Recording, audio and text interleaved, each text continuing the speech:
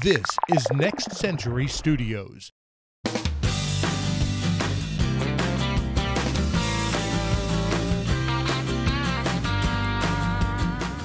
Hi, this is Dan Ayuto with the Leading Edge Business Show, and we're here today with Amber Osborne from headoflettucemedia.com. Hi, Amber. Welcome to the show. Hi, thank you for having me. Oh, it's a pleasure to have you. And we're going to be talking about social media today and how you became known as the destroyer of social media boredom. So please, tell us more.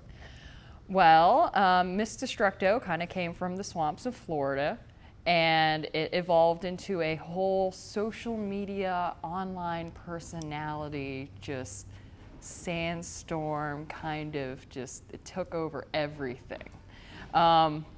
It all started off, I was unemployed and I started blogging, and then I really got into social media and started networking through Twitter to build up my, not only to find a job, but to build up my own kind of personal circle and personal brand as far as networking went. Okay, so that's where it all started. Mm-hmm. That's where it started. So where's it taken you from there? I mean, now you're working with Head of Lettuce, and that is an entity of its own. I've seen it quite a bit here. So yes. Where's that going? Well, I'm actually the blue cheese at Head of Lettuce Media. That's great. And I focus personally on online brand development. And my partner, Anthony Francis, does most of the analytics monitoring. He's more the business guy. Okay. I would say we're pretty much the Penn and Teller of social media. Mm-hmm. He's the talkative one. I'm the quiet one in person. But online, it's different. But where Head of Lettuce is going right now, we're everywhere. I mean, we are everywhere. We're doing some really cool clients right now, just focusing on some really cool projects, and really kind of taking Tampa by storm. I've seen you on Bay News 9 yesterday, Channel 13. You've got interviews in the Business Journal, so you're definitely getting the word out. Yeah, and I can see you a lot on Facebook. I get a kick out of what you're doing there. You definitely destroy the boredom there. That's always entertaining, and you have a great conversation. You're always letting us know where the next event is going on, giving us snapshots from different venues in the area. So yeah, I kind of look to you like, hey, what's the hottest, happiest place to be? Well, there they are. Yeah, some people have described me as kind of a cool hunter. Like, they'll go on my Twitter or my Facebook to kind of see what's cool and what's going on in the area. Okay, so now, what would you say are the do's and don'ts of the brand strategies, and people try to use this for their business? Well, one thing to do is to have a personality. Have fun with your online presence, either if you're a business or a brand or just a person. Make sure that you have connections with your audience that are very authentic. A don't would be push out a lot of messages about yourself, about your product, that kind of, we call it Twitter vomit. Yes. Just put out a bunch of messages at once. I mean, that's a major don't. Another thing is to make sure you watch yourself on Twitter. You know, don't say anything you wouldn't say in an audience or a big room or in front of your mom or your dad or you know, your best friend. Just make sure you watch yourself on Twitter and kind of try to not censor yourself, but just make sure, especially if you work for a company, don't be putting out things on there that could ruin your company's reputation. Yeah, you can't take it back once it gets out into the web. Exactly. It's really, really hard to defend. Yes. You could offend. We have a whole saying, you know, what happens in Vegas goes on Twitter. Okay, so we get it. You know, just don't say anything you wouldn't want your mom to hear. Right. Pretty much bottom line. How about maintaining those close virtual relationships in the virtual world? Because a lot of some of my webmasters I've known for 10 years, and I've never met them, but they're like brothers to me. And you trust them with your life, with your website, with your back end stuff, and you never met them. How do you maintain those close relationships in a virtual world? I bribe people. How? Oh yeah, money always works, but sometimes they defect, you know. No, it's a lot of making sure that you make that personal connection, you know. Go and ask them how their day was, you know, if they post a picture of their dog, just be, you know, have an actual conversation with people. Keep up on people, treat them like they're your family.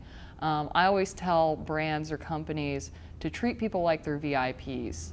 You know, make them feel special. make them get exclusive content that they're not going to find other places. Because having that backstage, behind the scenes kind of look either at a company or a person, people want to see that. I mean, that's why TMZ and all these celebrity shows are so popular, because people want to see behind the scenes and what goes on in people's lives. Real, not staged. It's the actual nuts and bolts of how it's done.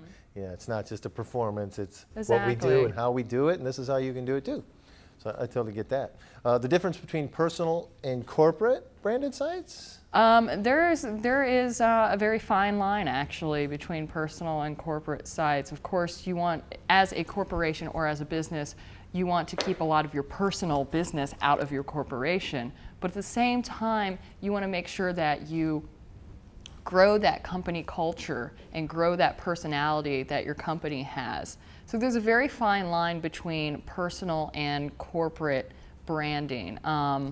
You know, personally with Miss Destructo, you know, I'm a little bit of a hellraiser. You know, our company is fun, and people like, you know, working with us. Our clients enjoy us. They have fun. But of course, my partner and I, we're not going to put on our head of lettuce page or something's personal, like something happens in the family or something.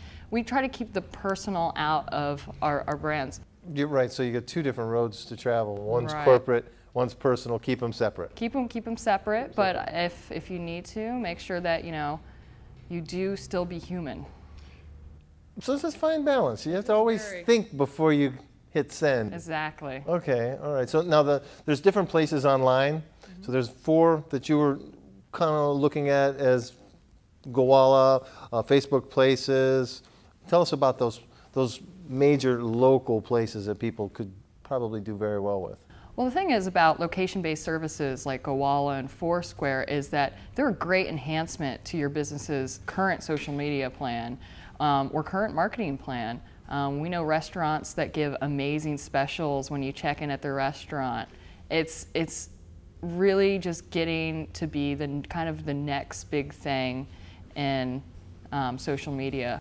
So Foursquare, I know Foursquare, I'm just getting schooled up on that myself, and I'm trying to maintain, but it's always trying to stay ahead of the game and what's next. So what's next? What's next? Foursquare check-ins on the moon, definitely.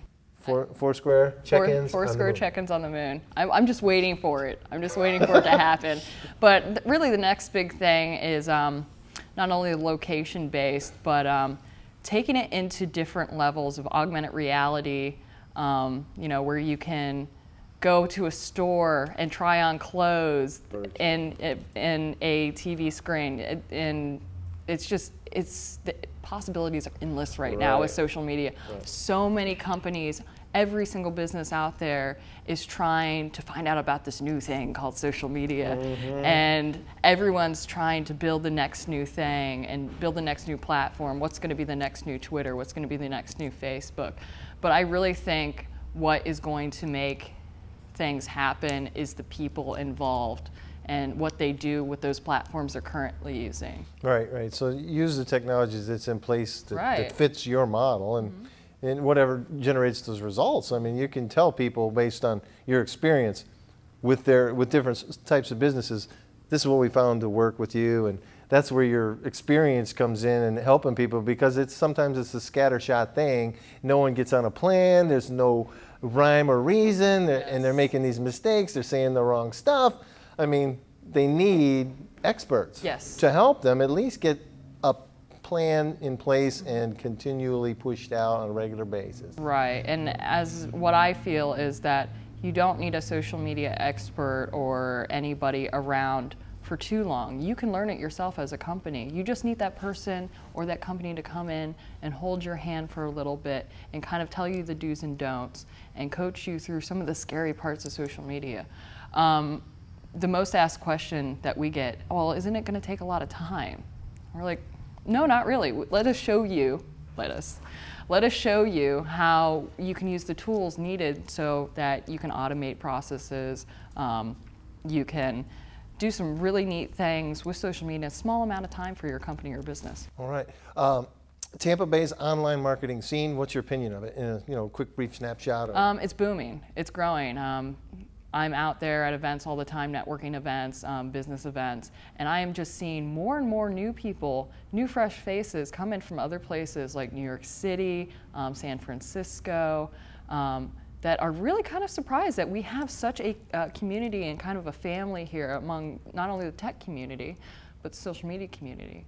And another thing that's very interesting is also politicians and the government here is really getting into social media as well.